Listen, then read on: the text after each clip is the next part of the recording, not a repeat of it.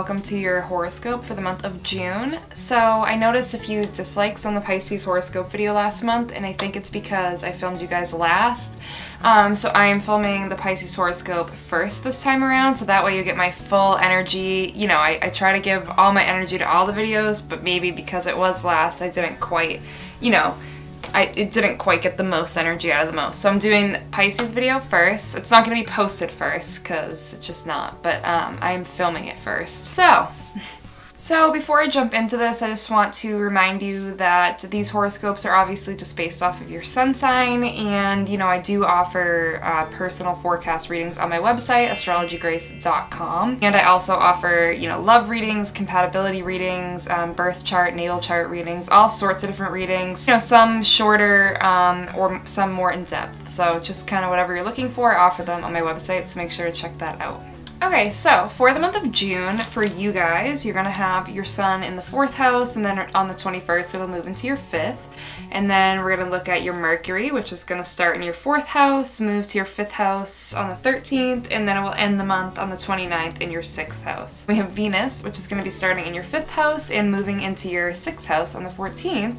And we have Mars, which is going to be in your 12th house throughout all of the month. So that's like primarily what we're going to look at. There are no huge transitions for the outer planets within the month of June. So we have a lot of the planets in retrograde. We have Jupiter, Saturn, Neptune, and Pluto are all still in retrograde. That's going to be pretty much staying the same, and there's nothing, we just had the major transition of Uranus switching into Taurus last month.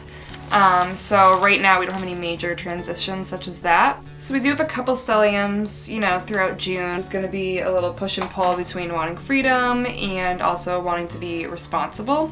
And there will be a lot of Gemini energy throughout the month of June. Obviously, it's the month of Gemini for the most part, transitioning into Cancer, but you're definitely going to get a lot of Gemini energy in the first half of the month. So for you guys, you're going to start the month wanting some time with your family and some time at home, whereas the sun is in your 4th house. You're going to be drawn to relatives. You might want to relocate, you might move, you might change something at your home, like maybe you refinish a room, or you add an addition, or you just do some feng shui, am I saying that wrong? But you just move, your couch to the other side of the room, or your bed to the opposite end of the wall.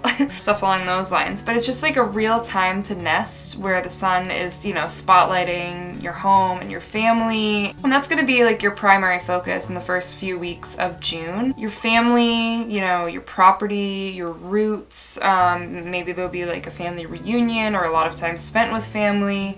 Again, you might be really considering a move or changing something, within your home. Just going to be what your primary focus is going to be on the first half of June. You might have some confrontations with family members during this time. Just the best thing to do is just try to strengthen your relationships with your family members to the best of your ability, even if there are some conflicts. You can use this time to build trust in your family members, and it doesn't have to be like your blood relatives. It can be in the people that you consider family, whether they're actually officially related to you or not. It's just a time to strengthen those relationships and those bonds. As the second half of June rolls around, your sun is going to move into the 5th house, so you're going to actually want to have a lot of fun. You're going to be more social. You're going to want to go to different, events. Maybe there'll be a potential love interest, or romance will just be in the air, whether you're single or you're taken. And you're going to be feeling more creative, and you're going to want to focus on hobbies and things that are fun for you, things that are pleasurable. Any time spent with children is a big part of this month. Whereas your sun was in the 4th house to begin the month, you were kind of retreating into your shell, which is, the quality of Cancer, which has to do with the 4th house. But now that the sun is moving into the 5th, you're ready to come out of that shell and just be more social and be creative and inspired. And, you might be willing to take more risks or be spontaneous. So be careful. Don't take any dangerous risks, but you're definitely going to be more apt to leave your house and, meet new people and just kind of be more free and just out and about in the world. Again, be careful, don't overdo it. You're just gonna have a lot of joy with expressing yourself and who you are. Your Mercury is also going to start the month in your 4th house and then move its way into your 5th house, like we talked about earlier. So while it's in your 4th house, again, this is really pushing to show that you're going to have time with your family. It might be a time that you're entertaining your family, like maybe you're hosting a party of some sort, or like a get-together, or you're just, you know, kind of in charge of communicating with your family, or you just have a big house project that's your responsibility, or might involve some learning on your part. You might have some increased powers of like concentration, and you might require a little bit of solitude during this time to get some work done through this, you know, part of Mercury traveling through your 4th house. You might notice like your memory's a little better now. Your thoughts are kind of focused on like personal things, like your family things, loved ones, anything along those lines. You might even notice that like you're spending time with maybe like your parents or your grandparents, or you're talking about like, you know, when you were a kid and like you're finding that really like interesting. You know, you might even find something interesting in your past that you want to explore more during this time. And sometimes, you know, when Mercury's in the 4th house, it can indicate that you're just very busy. Maybe you have a lot of family birthdays going on in the month of June, or you know, maybe you just have a lot of people dropping by your house, or you have a lot of like plans and commitments that you have to attend to during this time. Mercury is going to move into your 5th house, so the second half of the month, again, is going to match up with the sun and just be a more pleasurable time, more about socializing, more about fun, and just like feeling good, you know, being expressive, being creative. You might be very entertaining when you're talking to others. People might really be interested in listening to you and find you, again, entertaining and want to hear your stories or your jokes. You'll have a good sense of humor during this time, and you might be a little bit of a troublemaker, you know, not horrible, but you'll definitely have a little bit more of an instinct to go in that direction. You might be feeling like a little competitive during this time, and your romance life might heat up yet again, like we talked about, so you'll be definitely appreciating people like that are more intellectual types. If you're single and you're looking for somebody new, that somebody like that might come into your life, or you'll just want to like connect on an intellectual level with your partner during this time. So as we move on to Venus, again, it's going to start the month in the 5th house, so you have some more 5th house activity that's kind of now working with the 4th house activity that we talked about. With Venus in the 5th, it's a good time for like parties, fun, play, romance, but you also have your Sun and Mercury in the 4th house where you're concerned with your family and stuff along those lines. So yeah, you might have a family party during this time. That's what that could kind of indicate. You really don't want to like gamble with your money during this time. It could be risky. It's just like an expressive period for you, and you know, you're kind of just like very charming.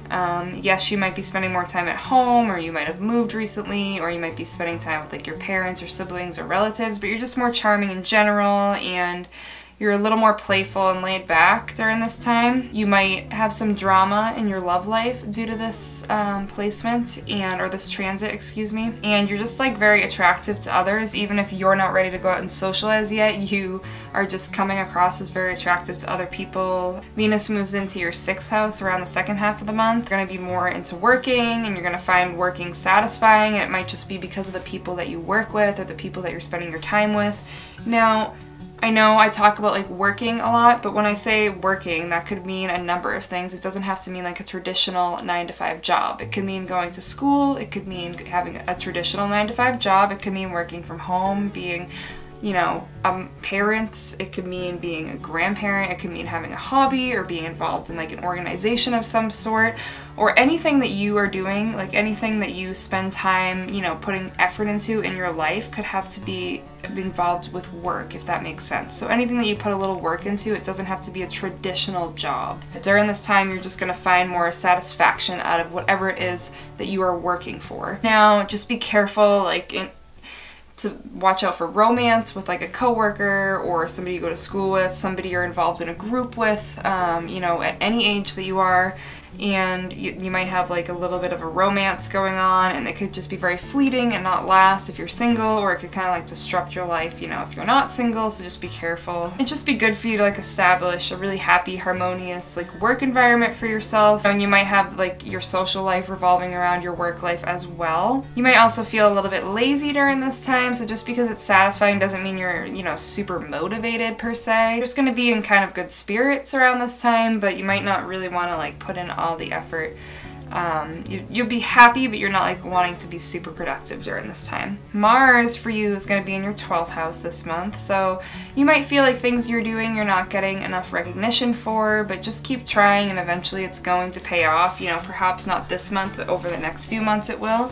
And working by yourself actually might help the situation. It might help you focus more, you know, even though you're kind of surrounded by people this month and it seems like more of a social month for you overall, whether it's family, friends, lovers, whatever, coworkers.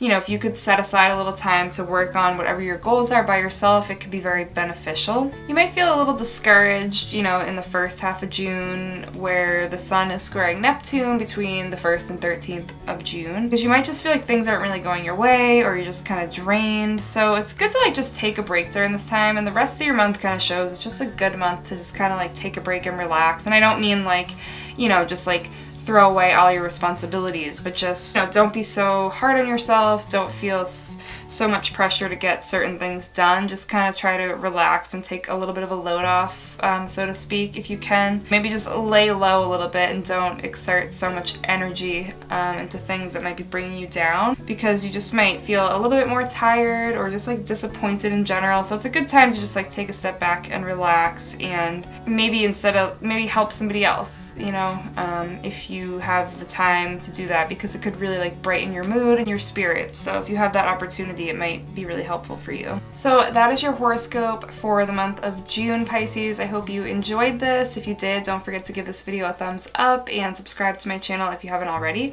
And I will see you in next month's horoscope. And as always, have a good day or night.